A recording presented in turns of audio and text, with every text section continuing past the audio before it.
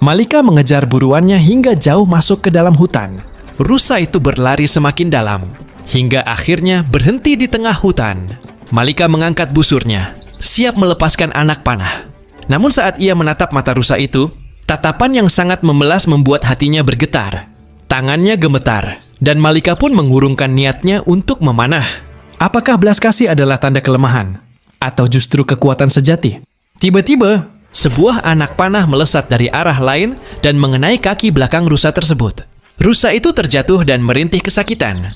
Malika terkejut.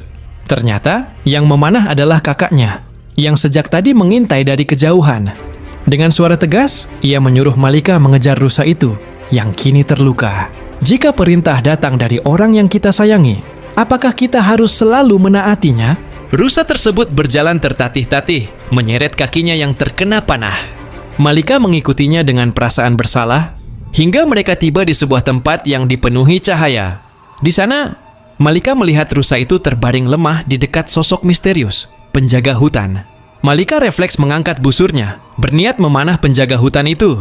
Namun sosok tersebut justru memegang rusa itu dengan lembut. Perlahan, anak panah yang menancap di kaki rusa menghilang, dan lukanya pun sembuh seketika.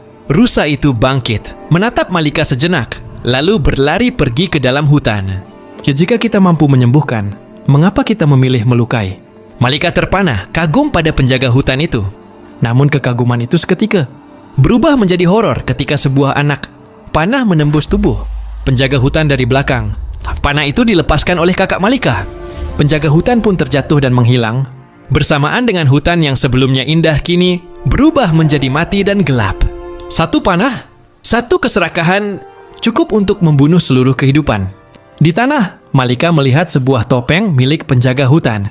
Ia mengambilnya, namun kakaknya merebut topeng itu secara paksa. Saat Malika mencoba merebutnya kembali, kakaknya mendorongnya hingga pipi Malika tergores dan berdarah. Tiba-tiba, tangan kakaknya bercahaya saat memegang topeng tersebut. Cahaya menyelimuti tubuh dan wajahnya, hingga ia berubah menjadi makhluk mengerikan, penghuni hutan berkepala serigala. Dialah penjaga hutan yang baru. Apakah kekuatan selalu mengubah manusia? Atau hanya memperlihatkan siapa dirinya sebenarnya? Malika mendekatinya dengan rasa takut dan sedih. Kakaknya menyesali perbuatannya. Ia menyentuh pipi Malika, dan luka yang tadi dibuatnya seketika menghilang. Malika tersenyum bahagia, karena kakaknya akhirnya mengakui kesalahannya. Apakah penyesalan cukup untuk menebus dosa? Dengan lembut, Malika membantu kakaknya berdiri. Perlahan, hutan yang mati kembali hidup. Pepohonan tumbuh. Cahaya kembali bersinar. Kini, hutan memiliki penjaga hutan yang baru.